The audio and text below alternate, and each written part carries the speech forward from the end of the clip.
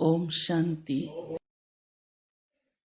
आजकल प्यारे बाबा की विशेष हम बच्चों के लिए जो मुरली चल रही है, श्रीमत मिल रही है पढ़ाई के ऊपर।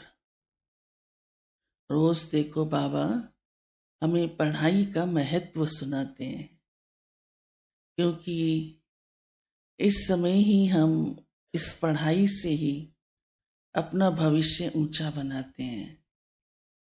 और इस पढ़ाई को पढ़ाने भी स्वयं भगवान आया है। अन्य किसी जन्म में भगवान आपको पढ़ाने आएगा? आएगा? नहीं आएगा। इतना भी कहेंगे तो भी नहीं आएगा। और बाबा कहते मैं पढ़ाता भी इसलिए हूँ कि जो दुनिया में बनाने आया हूँ उसके आप लायक बन जाएं। क्योंकि बाबा हम बच्चों को अपना वर्षा देता है, और वो वर्षा साधारण नहीं है। बाबा कहते मैं राज तिलक देता हूँ। अगर किसी का पिता राजा हो तो उसे उम्मीद होती है कि मुझे एक दिन ये राजगद्दी जरूर मिलेगी, और स्वयं पिता भी चाहता होता है कि मैं अपने ही हाथों से इसको राज तिलक दूं। लक्ष्मी नारायण के राज तिलक का कितना सुंदर चित्र है हम सबका बना हुआ, आपने देखा ही होगा कि वो राधे कृष्ण के रूप से गद्दी पर बैठे हैं, छोटे हैं, अब उनकी उम्र हो गई है, और पिता जो है अपने जीते जी उनको अपने हस्तों से राज तिलक दे रहे हैं। आज की दुनिया में तो ये सारी बातें कोई निश्चित नहीं की जा सकती हैं। कितनी घटनाएं ऐसी हैं, पिता पहले चला जाता है और बच्चे बाद में सोचते रहते हैं। ये तो हमको देने वाला कौन है? अविनाशी बाप। और हमें इतना अवसर देता है अभी कि बच्चे इस पढ़ाई पर ध्यान दो। तो बाबा की आश को तो हम पूर्ण करेंगे ना? करेंगे ना? बाबा कहते हैं फिर क्या करते हैं बच्चे? मेरे से ही कृपा मांगना शुरू कर देते हैं, मेरे से ही आशीर्वाद मांगना शुरू कर देते हैं। अब पढ़ाई में कृपा से काम कैसे चलेगा? अगर कृपा कर भी दे तो योग्य नहीं रहेंगे ना, अंदर से तो आत्मा खोखली होगी। जैसे आजकल भी कई साधनों से जरियों से मनुष्य डिग्री ले लेता है पर उसके कैपेबल नहीं होता। तो जब कार्य व्यवहार में आता है तो पता चल जाता है ये तो बिल्कुल नालायक है, ये डिग्री कहाँ से आ गई। तो उसकी छानबीन भी हो जाती है। भगवान हमको इसलिए उसके योग्य बनाता है। इसलिए बाबा कहते हैं मैं कृपा या आशीर्वाद नहीं कहता हूं, मेरा पढ़ाना ही आशीर्वाद है। ये कोई छोटी बात थोड़ा है।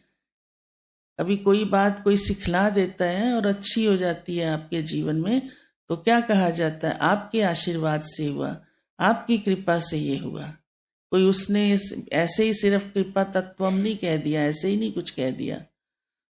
तो बाबा भी हम बच्चों को कहते हैं मैं तुम बच्चों को ऐसे आशीर्वाद या कृपा, लेकिन मैं पढ़ाता हूं, इससे कम आशीर्वाद और क्या होगी? ये तो सबसे बड़ी है। और उसके योग्य आप बच्चों को बनाता हूं। आप बच्चों का काम है जो मैंने पढ़ाया, श्रीमत दी, उसको धारण करो, उस पर चलकर दिखाओ। ये समझ है। ऐसे सिर्फ कहते नहीं रहो, नहीं तो इस समय भी बाप का नाम खराब होगा।